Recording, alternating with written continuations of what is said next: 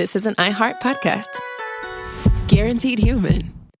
With no fees or minimums on checking accounts, it's no wonder the Capital One bank guy is so passionate about banking with Capital One. If he were here, he wouldn't just tell you about no fees or minimums. He'd also talk about how most Capital One cafes are open 7 days a week to assist with your banking needs. Yep, even on weekends. It's pretty much all he talks about, in a good way. What's in your wallet? Terms apply. See CapitalOne.com/bank. Capital One, N.A., member FDIC. Hi, Kyle. Could you draw up a quick document with the basic business plan, just one page, as a Google Doc, and send me the link? Thanks.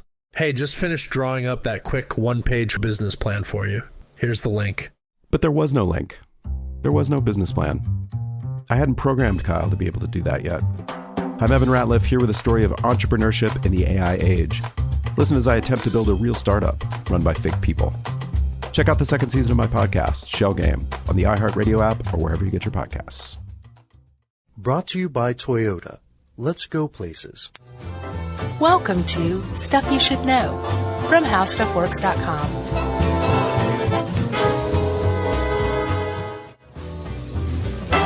Hey, buddy. Yeah. Before we get started, Yeah. we have a big announcement here about a time change on our TV show. Yeah. We have a TV show. It's pretty awesome.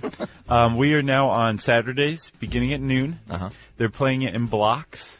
So you can just sit down and basically, totally lose yourself in the SYSK TV world. Yeah, I think people marathon TV shows these days. I know I do. Well, yeah. I mean, Nick at Night originated this kind of thing. And oh, did they really? The world's been eternally grateful ever since.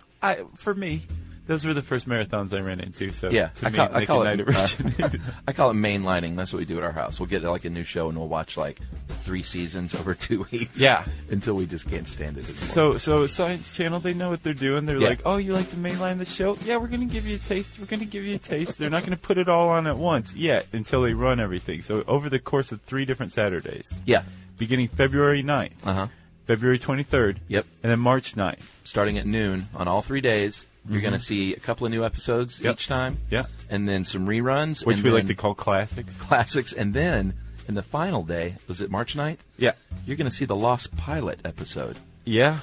Which we can't believe For is better going to or be on worse, TV. you're going to see that one. Yeah, the Lost Pilot. Yeah, and you can also, if you guys don't have Science Channel or don't have cable or whatever, and you watch your TV on your computer, you can get it on iTunes. Yep. You can get it on Google Play. Yep. You can get it on Amazon Instant. That's right. And the first episode is free on iTunes. Yeah. And I know if this is U.S. iTunes and stuff, and guys, if you don't live in the U.S., we are working hard to make this available. We are. In other iTunes and all over the world. It's important to us that you see it, too. So just hang in there. Yeah. We're doing what we can. We're doing what we can. Yeah. So thanks for the support. Watch it. It's funny stuff. Yeah, and if you just need to get your fix of stuff you should know all the time, you should go to our website, stuffyoushouldknow.com. It's got our podcasts there. It's got our blog there. It's got all sorts of fun videos. It's very cool. So check it out. Great. Now, okay. Get down to business. Let's get down to business.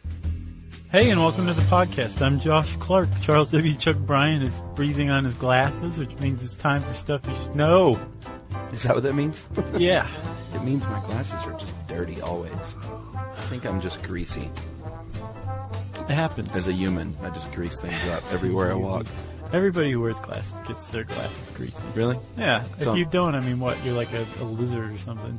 Okay. You don't want that. You want to make your glasses greasy. It's all a right. small price to pay for having hydrated skin. Gotcha. That should be a t-shirt. I'm sure it will be in the near future. You doing good? I am doing well, sir. I enjoy these kind of topics where we hit on some nice environmental things that can help the environment. Same here. This one's beautiful, elegant in my opinion.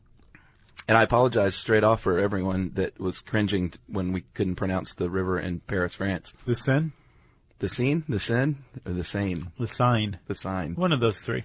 Yeah. Our friend and mortal enemy, Joe Randazzo, hates us now because of that. Of thingx.com. Yeah. If you haven't checked out thingx.com, go, because they're certainly watching you. Yeah, some of the former Onion folks from New York split off and made this comedy website. And we're going to be on it soon, but we'll let you know when that happens. Yeah. It's an Adult Swim website too, right? Yeah. So despite the fact that Joe is angry at us, and what do you say? How can you guys be adults in the world and not know how to pronounce that? How do you not know how to pronounce the Seine? Yeah, I'm like, dude, I'm not Mr. Fancy Pants. I'm not in Paris every other week. Right. Like you. Yeah. All right. That's our Joe. Let's see. I've got some horrifying stats for you. Oh, boy. Eye-opening, to say the least. Okay.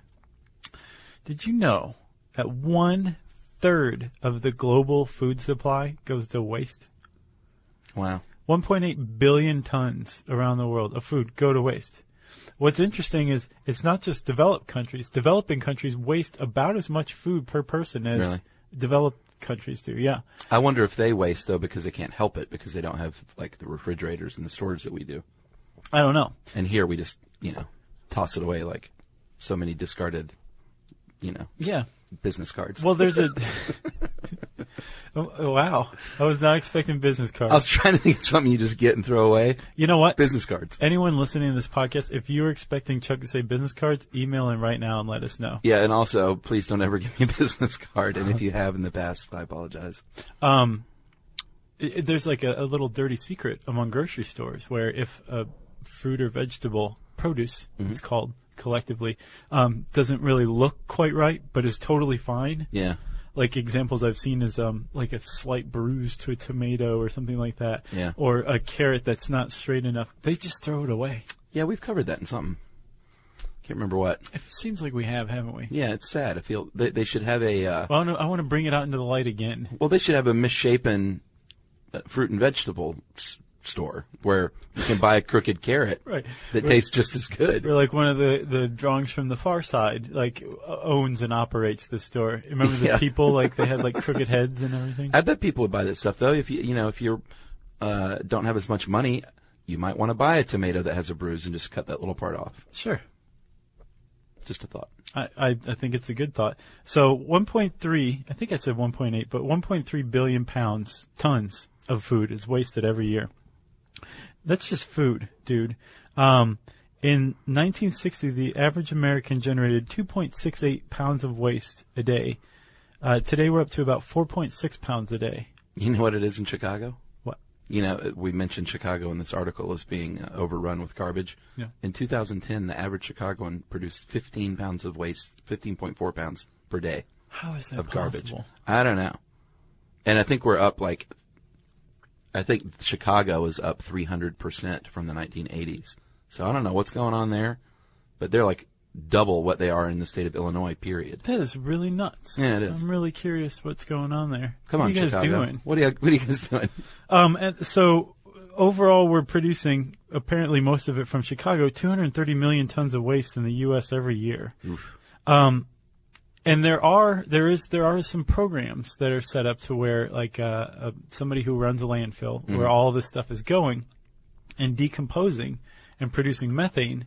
They may capture that methane, burn it off, or save it and use it for productive stuff. Sure. Or there's also things called waste to energy facilities that just burn trash. Right. And then the heat from that incineration creates steam that powers turbines that generate electricity.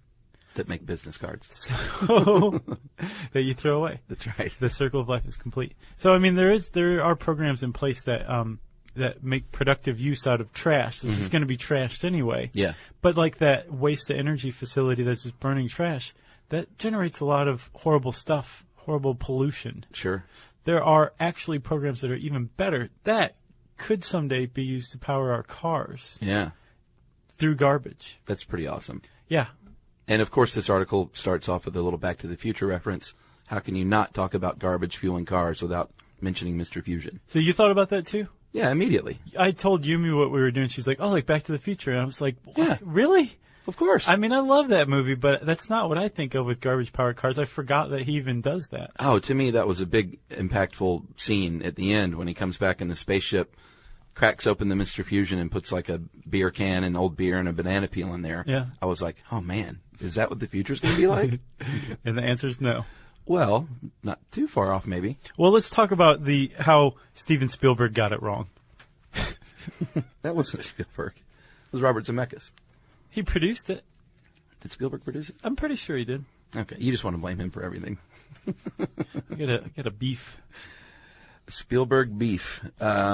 All right, so gasification is what we're talking about, and it is actually possible in this day and age, right now today, to create liquid fuel that you can burn in your car from garbage. Yeah. The basis of this is something called syngas, or synthesized or synthesis or synthetic gas. Yes. But everybody calls it syngas for short, right?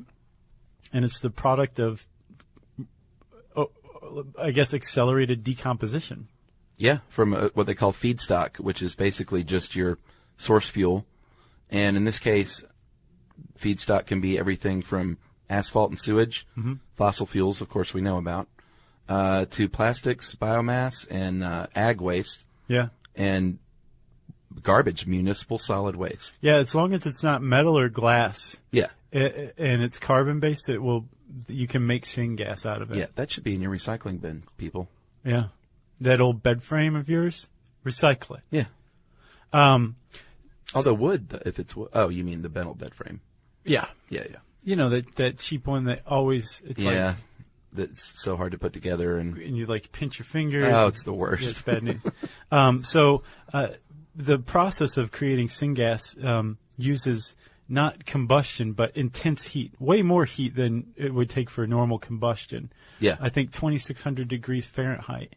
And about 1,000 pounds of pressure, but it's in a very low oxygen environment, so this stuff doesn't ignite, it doesn't burn, it undergoes a chemical reaction called pyrolysis. Yeah, the key here is heat without flame. Right. Or one of the keys. And this is not new. This sounds like the future, but back in the 1600s in Belgium, they were using wood and coal to power street lamps, and it was called town gas. Yeah. And they did this also during World War II, during fuel shortages. They made syngas from wood chips and powered vehicles using them. So it's not like a new thing. No, and apparently apartheid-era South Africa did the same thing because they were under international sanctions. Yeah, don't play Sun City. Cut off from the rest of the world, yeah. Remember that? Yeah. What was the dude from the E Street Band? He was the consultant. Bruce Springsteen? No, the other guy. Clarence Clemens? No, the other guy. Steve Van Zandt? Yes. Little Steven? He's who I associate with Don't Play Sun City. Yeah, I he was like a big proponent of that, wasn't he? I think he was too. And then he did The Sopranos and forgot about Sun City. And now he was the consultant on the guy who created The Sopranos, ode to being in a garage band in the 60s. Yeah, I want to see that. I heard it's good. Yeah, it's supposed to be awesome. Hi, Kyle. Could you draw up a quick document with the basic business plan, just one page, as a Google Doc, and send me the link? Thanks. Hey, just finished drawing up that quick one-page business plan for you. Here's the link. But there was no link. There was no business plan. It's not his fault. I hadn't programmed Kyle to be able to do that yet. My name is Evan Ratliff. I decided to create Kyle, my AI co-founder, after hearing a lot of stuff like this from OpenAI CEO Sam Altman. There's this betting pool for the first year that there's a one-person billion-dollar company, which would have been like unimaginable without AI, and now will happen. I got to thinking, could I be that one person? I'd made AI agents before for my award-winning podcast, Shell Game. This season on Shell Game, I'm trying to build a real company with a real product run by fake people. Oh, hey, Evan. Good to have you join us. I found some really interesting data on adoption rates for AI agents in small to medium businesses. Listen to Shell Game on the iHeartRadio app or wherever you get your podcasts. The moments that shape us often begin with a simple question. What do I want my life to look like now? I'm Dr. Joy Harden Bradford, and on Therapy for Black Girls, we create space for honest conversations about identity, relationships, mental health, and the choices that help us grow. As cybersecurity expert Camille Stewart-Gloucester reminds us, we are in a divisive time where our comments are weaponized against us. And so what we find is a lot of Black women are standing up and speaking out because they feel the brunt of the pain. Each week, we explore the tools and insights that help you move with purpose, whether you're navigating something new or returning to yourself. If you're ready for thoughtful guidance and grounded support, this is the place for you. Listen to Therapy for Black Girls on the iHeartRadio app, Apple Podcasts, or wherever you get your podcasts. So you take your feedstock, which is what we're specifically talking about is garbage today. You take your garbage, say your banana peels, okay? Yeah. And you want to dry them out because that's how it goes. But you put them in this thing called a gasifier, which depending on whether you make one at home, which there's videos on YouTube for how to make them, or you could go down to Tampa and see one that provides power for 60,000 homes. Wow. But a gasifier is this low oxygen, high pressure, high temperature environment that produces pyrolysis, that chemical change, that chemical decomposition, where this carbon-based feedstock, the volatile chemicals basically separate from it, and it becomes this thing called char. And the char is further reduced to carbon monoxide and hydrogen. Yes. And that is syngas. And that syngas alone could power certain types of vehicles. I think the Honda Civic NGV, and apparently there are, in Toronto, of course, in Canada, they're always doing great things like this. Mm-hmm. They have garbage trucks and buses, I think. Or no, maybe just garbage trucks that run on compressed natural gas. So you could actually fuel it with syngas. In order to use that fuel more widespread, you have to convert it to ethanol. Right. And there's a company that's interviewed in this article how garbage-powered cars could work. Coscata? Yeah, I guess that's how you say it. Yeah.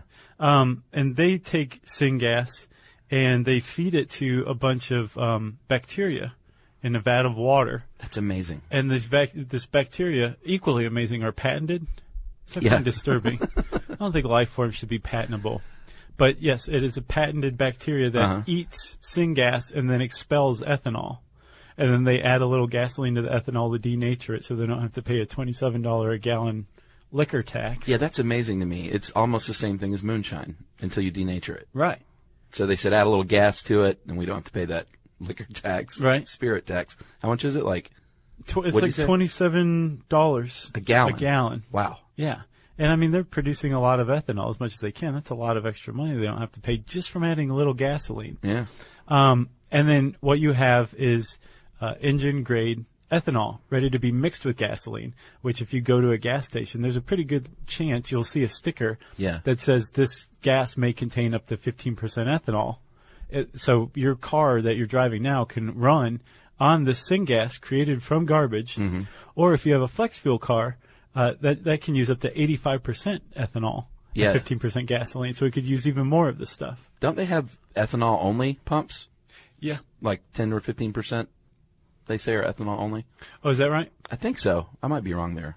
They may be flex fuel with just more ethanol. I have seen ethanol, but I've seen flex fuel more frequently. Right. And then you see like that 85-10 mixture, 85 gas, right, or 15% ethanol mixture, like almost everywhere. Yeah, that's how I screw up like every weed eater I've ever had, because you have to mix the oil and the the 2 cycle stuff. Gas. Oh man, I always do it wrong. I remember that. I used to be like, "Lawn boy, why are you so difficult?" So one of the things you want to do here is, well, first you got to separate all the garbage. That's one of the problems. But you want stuff that's uniform and stuff that, if it melts, it's not good, apparently. So even though you can use things like diapers for gas and ethanol, it's pretty awesome. What you want is something more like wood, something carbon-based that will just sort of disappear when it gets hot. Right. And wood is probably the best feedstock for syngas, because apparently it leaves about 2% char behind. Yeah. And the rest becomes syngas. And it's not all syngas. Like, there are other things, especially even in wood, something as pure as wood. There are impurities. If you're burning PVC, plastic, there's a lot of impurities.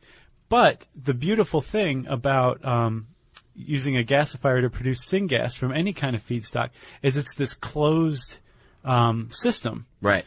And you can control and separate all those different chemicals and impurities out. Mm-hmm. So you just have pure syngas, which when burned burns at a really high temperature. Yeah. So it has almost no emissions when you use just the syngas. Yeah, and that's no matter what feedstock is originally used. Exactly. 0 emissions. Almost zero. Because whatever feedstock you use, you can sort these impurities out. Yeah. And in some cases, you can reuse the impurities. Like, if you use discarded tires, apparently there's 188 million scrap tires just sitting around in the U.S. breeding mosquitoes, catching fire randomly for 8 months. Tire fires. Yeah. They figured out that they can use scrap tires, as a feedstock for syngas And even cooler, after the syngas is separated, you still have that char left over. Yeah. You can use that, and it's more efficient than regular coal. Really? Yeah. Wow. So, I mean, there's really not too many downsides to creating syngas. Because you're, especially if you're using it if you're using garbage as a feedstock, because it was going to go to waste anyway, right? True. That's a good point. And I don't know if you'd count them as problems. There are some setbacks. The reason why this isn't so widespread is that there are setbacks. Like, you got to sort through this waste. You can't just go to your landfill and dump a truckload of garbage. You have to separate it and make sure it's the right kind of stuff. So that costs money. You have to get rid of the bed frames, the glass, all that stuff. Yep. And so, and you need to get it fairly uniform. So there is some money, and costs involved in the preparatory stages that probably, I guess, aren't feasible right now in a widespread manner. And then there's also the thing, we've talked about this plenty of times, remember we talk about energy, is the net energy ratio. Yeah. You want more energy put out than you put into it, Sure. or else it's just not viable. Yeah. And apparently a study of biofuels found that almost all of them require more energy. Oh, really? Like the lowest they found was 27% more. Mm-hmm. Sunflower oil, apparently, like a biofuel based on that, requires 100% more. Wow. So you have to put in 2 to get out 1. Yeah. Or 1 to 1. So that's the battle then, to keep making that smaller and smaller. Right, but the beauty thing with syngas is that's not necessarily the case. Now, I don't know about this company. What is it, Costaka? Yeah.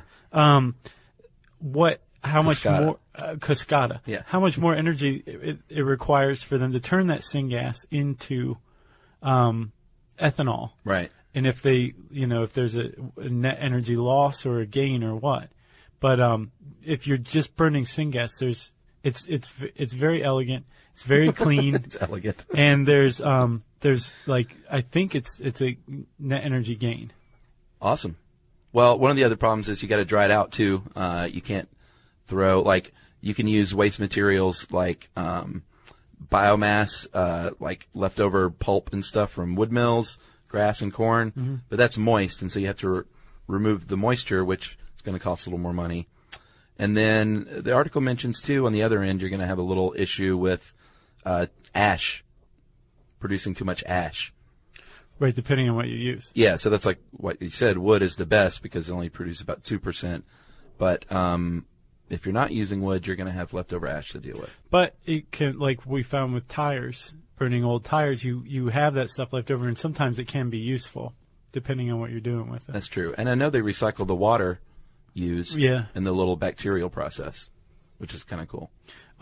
Another advantage of creating syngas is I read a study that found you can take CO2 and inject it into a gasifier, and it actually produces more syngas, more carbon monoxide. Oh, really? Right? So that if you can sequester CO2 from, say, like a regular coal-fired power plant and bring it to a syngas plant, you can use it for that to convert it into something useful rather than just polluting it. Interesting. Yeah, isn't it? Yeah, and I think that this stuff, like the more you work toward these problems, the cheaper it's going to get. I mean, one of the reasons that petroleum is the way to go is because we've been using it for so long, and it's become like one of the more cost-efficient ways to fuel a car. Right. May not seem like it these days, but they've got the process down pat because they've been doing it for, decades. Right. Like think about 50 or 60 years from now where we might be with some of this stuff. Be using bananas and beer, just putting it right into our car. You never know. How about this dude, Chip Beam? Did you look this guy up? He's the guy that... the Trooper? Yeah, he took an old Isuzu Trooper and basically cut the rear covered portion out to where it has like a pickup bed and has a big kettle there where he burns wood chips. Yeah. And he has been running this 88 Isuzu Trooper on wood for quite a while now. 45 miles an hour, the stop speed. Not too bad. Yeah, it's good city speed. Yeah, it's getting around town car. And apparently it's the original engine. Like, you didn't have to modify the engine at all. And it smells like faintly of charcoal barbecue.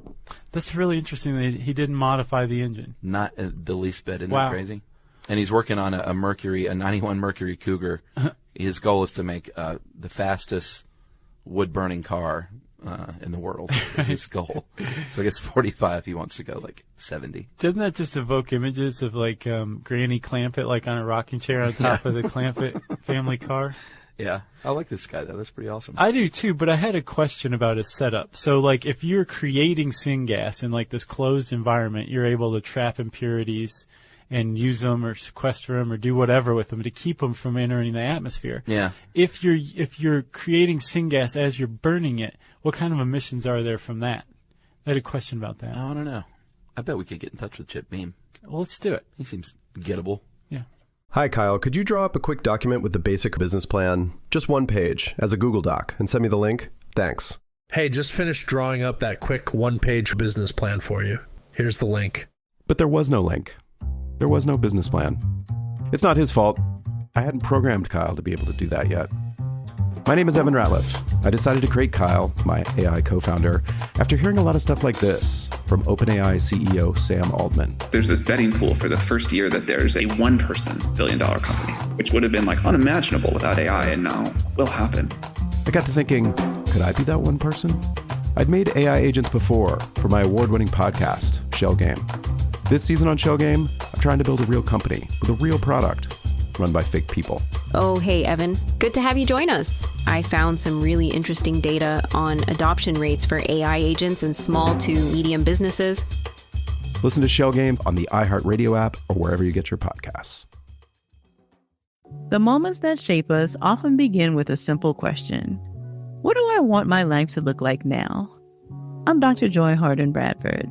And on Therapy for Black Girls, we create space for honest conversations about identity, relationships, mental health, and the choices that help us grow.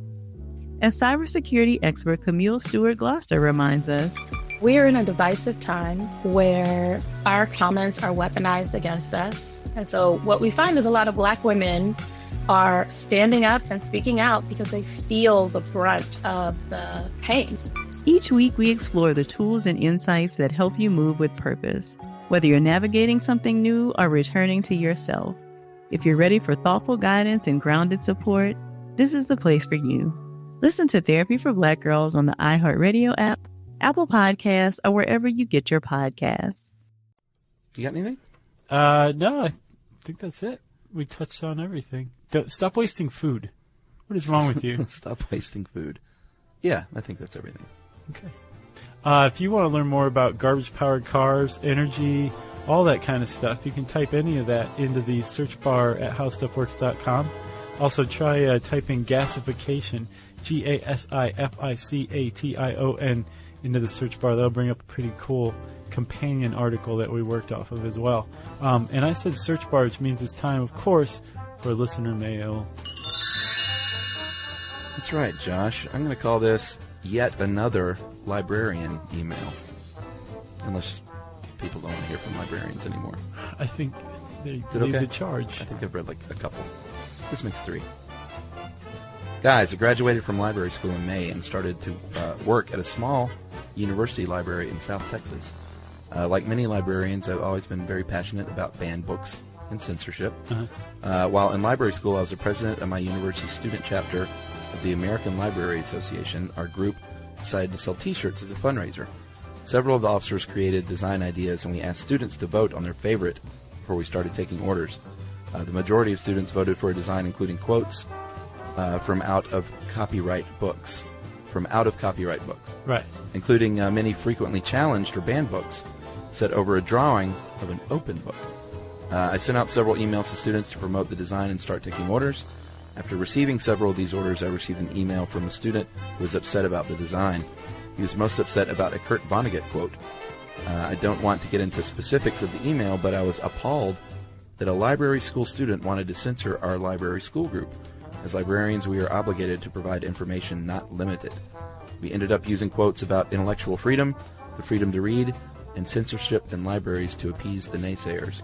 I'm still bitter about the entire situation and can't wait to hang out my Banned Books Week posters on my office door. So her plan, Megan's plan for Banned Books Week, is to read as many of them as she can. That's a good plan. Encourages everyone to do the same. And to eat the traditional Banned Book Week Swedish meatballs. That's right. So cheers from South Texas from Megan, and enjoy those banned books and Swedish meatballs. Yeah, thanks a lot, Megan. Thanks to everybody who celebrates Banned Books Week. If you have a suggestion for a banned book, your favorite banned book. We want to hear it. We'll tell everybody about it. Let's just get talking about it, okay, guys? You can tweet to us at SYSK Podcast. You can join us on Facebook.com. You can send us an email to stuffpodcast@discovery.com. And you can visit our home on the web, stuffyoushouldknow.com.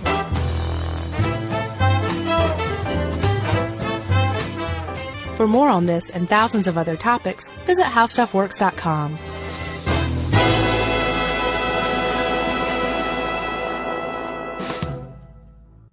Brought to you by Toyota. Let's go places. Hi, Kyle. Could you draw up a quick document with the basic business plan? Just one page, as a Google Doc, and send me the link? Thanks. Hey, just finished drawing up that quick one-page business plan for you. Here's the link. But there was no link. There was no business plan. I hadn't programmed Kyle to be able to do that yet. I'm Evan Ratliff, here with a story of entrepreneurship in the AI age. Listen as I attempt to build a real startup run by fake people. Check out the second season of my podcast, Shell Game, on the iHeartRadio app or wherever you get your podcasts. Whether it is getting swatted or just hateful messages online, there is a lot of harm in even just reading the comments. That's cybersecurity expert Camille Stewart-Gloucester on the Therapy for Black Girls podcast. Every season is a chance to grow, and the Therapy for Black Girls podcast is here to walk with you. I'm Dr. Joy Harden-Bradford, and each week we dive into real conversations that help you move with more clarity and confidence. This episode, we're breaking down what really happens to your information online and how to protect yourself with intention. Listen to Therapy for Black Girls on the iHeartRadio app, Apple Podcasts, or wherever you get your podcasts. This is an iHeart podcast. Guaranteed human.